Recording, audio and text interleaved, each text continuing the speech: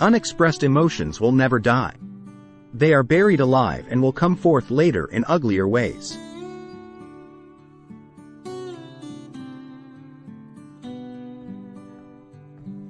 The interpretation of dreams is the royal road to knowledge of the unconscious activities of the mind.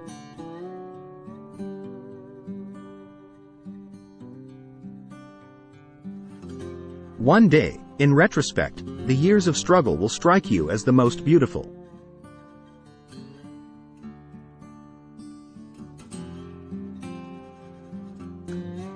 The mind is like an iceberg.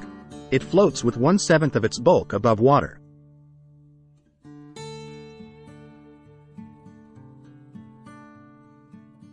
The voice of the intellect is a soft one, but it does not rest until it has gained a hearing.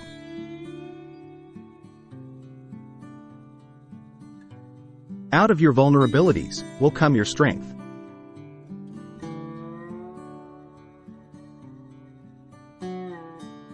The ego is not master in its own house.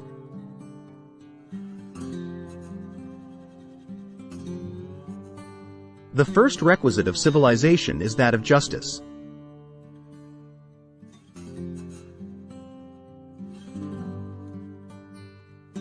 Most people do not really want freedom because freedom involves responsibility, and most people are frightened of responsibility.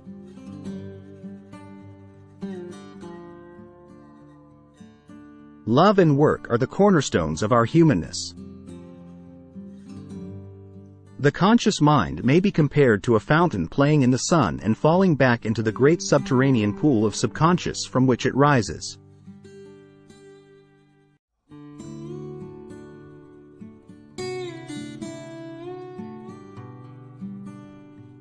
From error to error, one discovers the entire truth.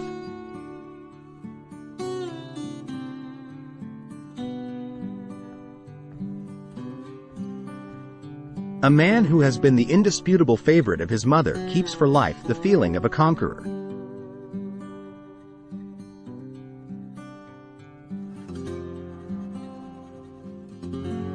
We are what we are because we have been what we have been.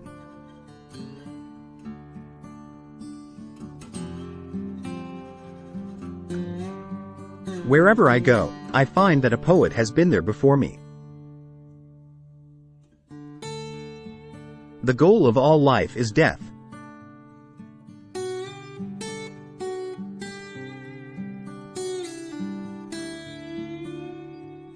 Being completely honest with ourselves is a good exercise.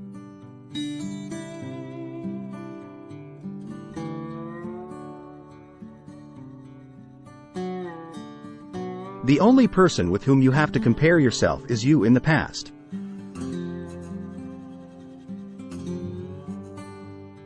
The virtuous man contents himself with dreaming that which the wicked man does in actual life.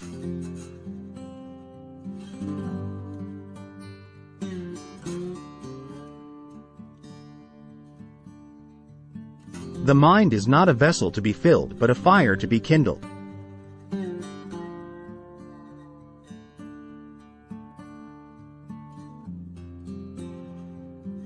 The great question that has never been answered, and which I have not yet been able to answer, despite my 30 years of research into the feminine soul, is, what does a woman want?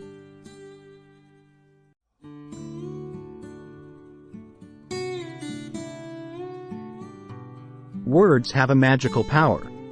They can bring either the greatest happiness or deepest despair.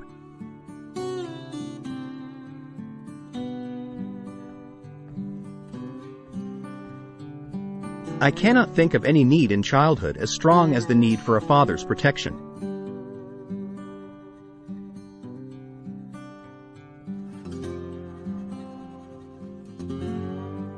A certain degree of neurosis is of inestimable value as a drive, especially to a psychologist.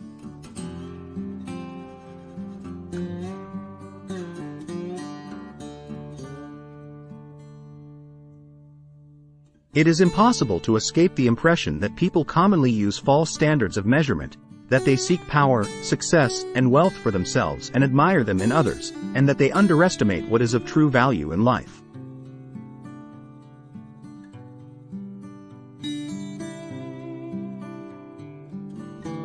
A civilization which leaves so large a number of its participants unsatisfied and drives them into revolt neither has nor deserves the prospect of a lasting existence.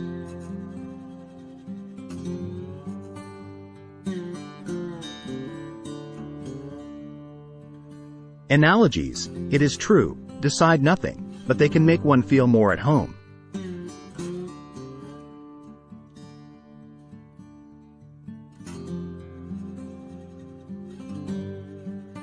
It is a characteristic of the American culture that, again and again, one is commanded and ordered to be happy. But happiness cannot be pursued, it must ensue.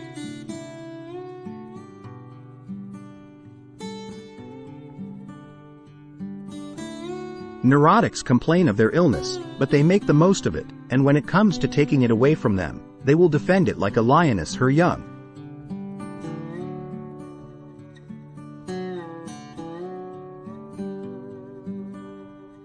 When inspiration does not come to me, I go halfway to meet it.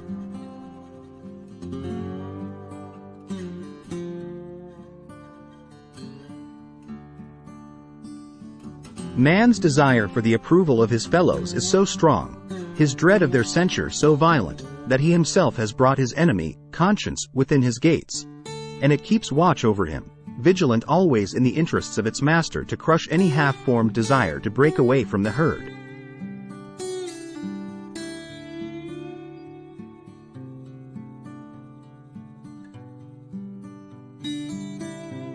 The dream is the liberation of the spirit from the pressure of external nature, a detachment of the soul from the fetters of matter.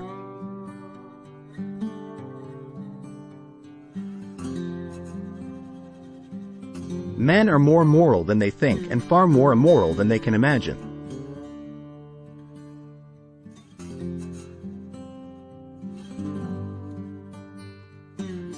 The behavior of a human being in sexual matters is often a prototype for the whole of his other modes of reaction in life.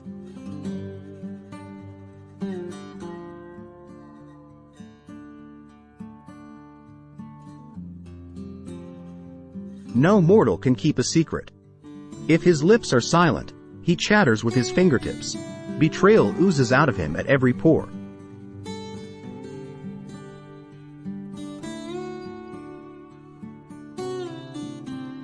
The liberty of the individual is no gift of civilization. It was greatest before there was any civilization.